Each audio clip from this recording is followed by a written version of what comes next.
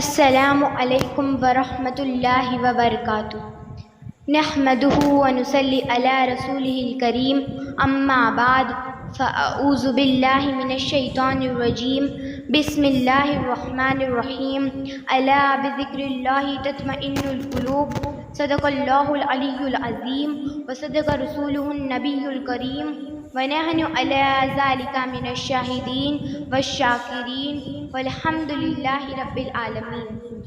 ایک بار شمع بزم ہدایت، مصطفیٰ جان رحمت، نوبہار شفاعت، کاشف کنز نعمت، ختم دور رسالت کی بارگاہ عالیہ میں، جہاں سید الملائکہ حضرت جبریل امین بھی بلا اجازت نہ جائے، اس بارگاہ کونین میں جہاں 70,000 فرشتے صبح 70,000 فرشتے شام حاضری دیا کرے، ہم سب عقیدت و محبت میں درود و سلام کا نذرانہ عقیدت پیش کرے اور بلند آواز سے پڑھے، اللہم صلی علی سیدنا مولانا محمد بارک وسلم، صلاۃ و سلام علیک یا رسول اللہ صلی اللہ تعالی علیہ وسلم۔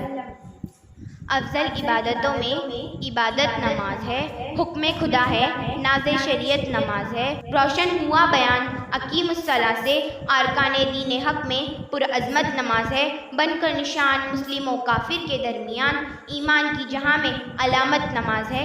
حضرات، آج ساری دنیا میں بے چینی پائی جاتی ہے، کوئی ملک ہو یا شہر، گاؤں ہو یا محلہ، ہندوستان ہو یا پاکستان، امریکہ ہو یا افریقہ، بلکہ کوئی ایسا گھر نہیں جہاں بد امنی و بے قراری نہ پائی جاتی ہو۔ آج ہر شخص بے چینی کا شکار نظر آ رہا ہے۔ آخر ایسا کیوں؟ آخر سکون، چین، آرام اور راحت کہاں ملے گی؟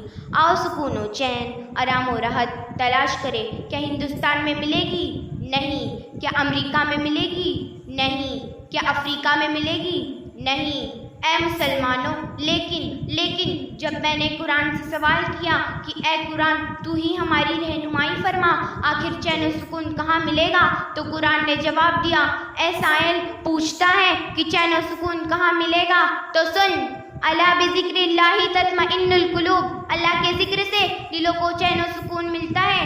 حضرات، قرآن نے پکار کر کہا کہ اے ساری دنیا کے چکر لگانے والوں، یہ پریشانیوں اور حیرانیاں اس لیے ہوتی ہیں کہ آج تم نے اللہ کا ذکر کرنا چھوڑ دیا ہے، اللہ کو یاد کرنا چھوڑ دیا ہے۔ اے غافل انسان، اپنے رب کو یاد کر اور دل کی اجڑی ہوئی بستی کو آباد کر۔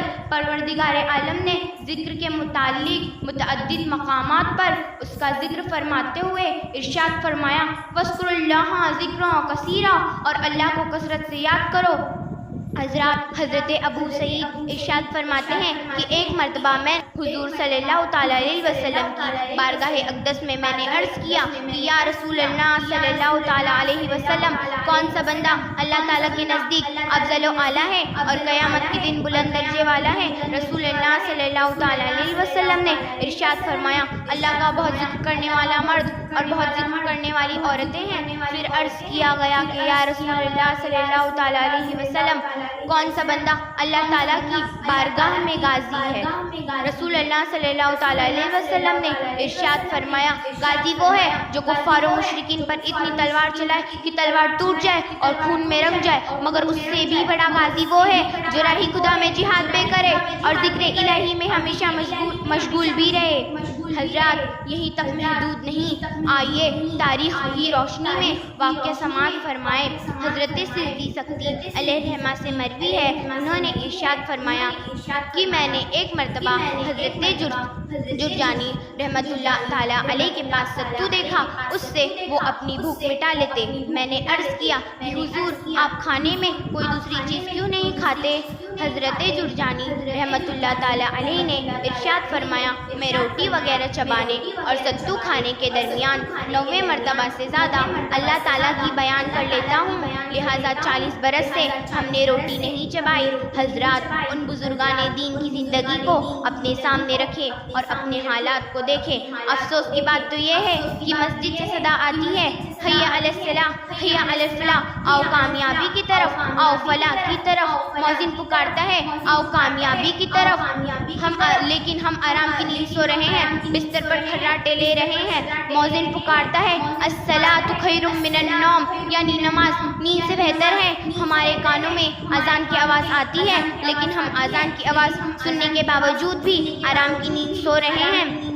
حضرات، اللہ تبارک و تعالیٰ نے نماز کا ذکر صرف ایک ہی جگہ نہیں ارشاد فرمایا بلکہ کئی جگہ ارشاد فرمایا ہے۔ چنانچہ کہیں ارشاد ربانی ہوتا ہے اقیموا الصلاۃ وآتوا الزکاۃ، اور کہیں اس انداز میں ذکر آتا ہے ان الصلاۃ تنہی عن الفحشاء والمنکر، اور کہیں حکم دیا یا ایھا الذین آمنوا استعینوا بالصبر والصلاۃ، اور کہیں ارشاد فرمایا قد افلح من تزکیٰ وذکر اسم ربہ فصلی۔ اللہ تبارک و تعالیٰ نے نماز کا ذکر اپنے کلام مقدس میں الگ الگ جگہ انوکھے انوکھے لفظ میں نرالے نرالے انداز میں نماز کا ذکر ارشاد فرمایا ہے۔ اللہ تبارک و تعالیٰ نے نماز کا ذکر کہیں زکوٰۃ کے ساتھ دیا، تو کہیں فحش باتوں اور برائیوں سے روکنے والی بتایا، تو کہیں نماز کو کامیابی اور پاکیزگی کا حاصل کرنے والا بتایا، تو کہیں مومنوں کو حکم دیا کہ تم صبر اور نماز سے مدد طلب کرو۔ یہی وجہ تھی کہ رسول اللہ صلی اللہ تعالیٰ علیہ وسلم کے پاس کوئی مشکل امر پیش آتا تو آپ رسول اللہ صلی اللہ تعالیٰ علیہ وسلم نماز کی طرف رجوع فرماتے۔ حضرات، جب قیامت قائم ہوگی تو سارے نمازیوں کو جنت کی طرف جانے کا حکم دیا جائے گا۔ جب پہلا گروہ جنت میں داخل ہوگا تو ان کا چہرہ آفتاب کی طرح روشن ہوگا۔ فرشتے ان سے سوال کریں گے تمہاری نمازوں کا کیا حال ہے؟ وہ کہیں گے ہمارے کانوں میں اذان کی آواز آتی تھی، مگر اس وقت ہم مسجد میں پہلے ہی سے موجود ہوتے تھے۔ پھر دوسرا گروہ داخل ہوگا جن کا چہرہ 14ویں کی چاند کی طرح چمکتا ہوگا۔ ان سے پوچھا جائے گا تمہاری نمازوں کا کیا حال ہے؟ وہ کہیں گے ہم اذان سے پہلے نماز کے لیے وضو کرتے تھے اور اذان کے بعد مسجد میں حاضر ہو جاتے تھے۔ پھر تیسرا گروہ داخل ہوگا جن کا چہرہ ستاروں کی طرح دمکتا ہوگا۔ ان سے پوچھا جائے گا تمہاری نمازوں کا کیا حال ہے؟ وہ کہیں گے ہم اذان کے بعد نماز کے لیے وضو کرتے تھے۔ اللہ اکبر! نماز کتنی پیاری عبادت ہے کہ شروع کرتے ہی جنت کے دروازے کھول دیے جاتے ہیں۔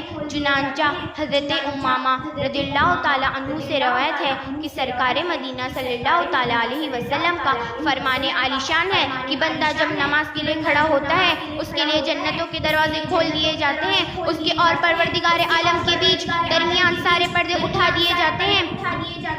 حضرات، اللہ تبارک و تعالیٰ ارشاد فرماتا ہے فاذکرنی اذکرکم، تم میرا ذکر کرو میں تمہارا ذکر کروں گا، تم مجھے یاد کرو میں تجھے یاد کروں گا، تم میرا چرچا کرو میں تمہارا چرچا کروں گا۔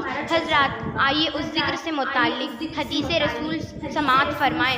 حضرت ابو صالح نے حضرت ابو ہریرہ سے روایت کی، اور حضرت ابو ہریرہ نے حضرت ابو سعید خدری رضی اللہ تعالیٰ عنہ سے روایت کی کہ حضور صلی اللہ تعالیٰ علیہ وسلم ارشاد فرماتے ہیں کہ اللہ تعالیٰ نے نامہ اعمال لکھنے والے فرشتوں کے علاوہ ایسے سیاہ فرشتوں کو مقرر فرمایا ہے جو زمین پر سرگرم رہتے ہیں۔ جب وہ کسی جماعت کو ذکر میں مشغول پاتے ہیں تو ایک سے کہتے ہیں ادھر اپنی مطلوبہ چیز کی طرف آؤ، لہٰذا وہ سب فرشتے جمع ہو جاتے ہیں اور انہیں آسمان تک گھیرے میں لے لیتے ہیں۔ اللہ تعالیٰ فرماتا ہے کہ تم نے میرے بندوں کو کس حال میں چھوڑا اور وہ کیا کر رہے تھے؟ فرشتے عرض کرتے ہیں یا اللہ وہ تیری حمد و ثنا کر رہے تھے۔ اللہ تعالیٰ فرماتا ہے کہ اگر وہ مجھے دیکھ لے تو ان کی کیا حالت ہوگی؟ فرشتے عرض کرتے ہیں یا اللہ اگر وہ تجھے دیکھ لے تو اس سے بھی زیادہ تیری تسبیح و تحمید کریں گے۔ رب پھر فرماتا ہے کہ وہ کس چیز سے پناہ مانگ رہے تھے؟ فرشتے عرض کرتے ہیں وہ جہنم سے پناہ مانگ رہے تھے۔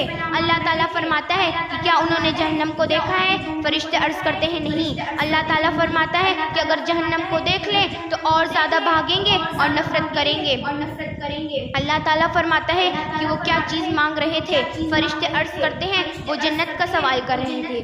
اللہ تعالیٰ فرماتا ہے کہ کیا انہوں نے جنت کو دیکھا ہے؟ فرشتے عرض کرتے ہیں نہیں۔ اللہ تعالیٰ فرماتا ہے کہ اگر وہ جنت کو دیکھ لے تو ان کی کیا حالت ہوگی؟ فرشتے عرض کرتے ہیں کہ اگر وہ جنت کو دیکھ لے تو اور زیادہ چاہیں گے۔ قسم خدا کی مسلمانوں، اللہ تبارک و تعالیٰ فرماتا ہے اے فرشتوں، میں تمہیں گواہ بناتا ہوں کہ میں نے ان سب کو بخش دیا۔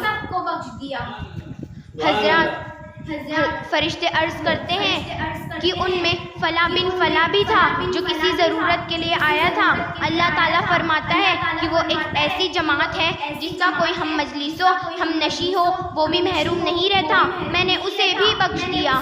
وما علینا الا البلاغ المبین۔ السلام علیکم ورحمۃ اللہ وبرکاتہ۔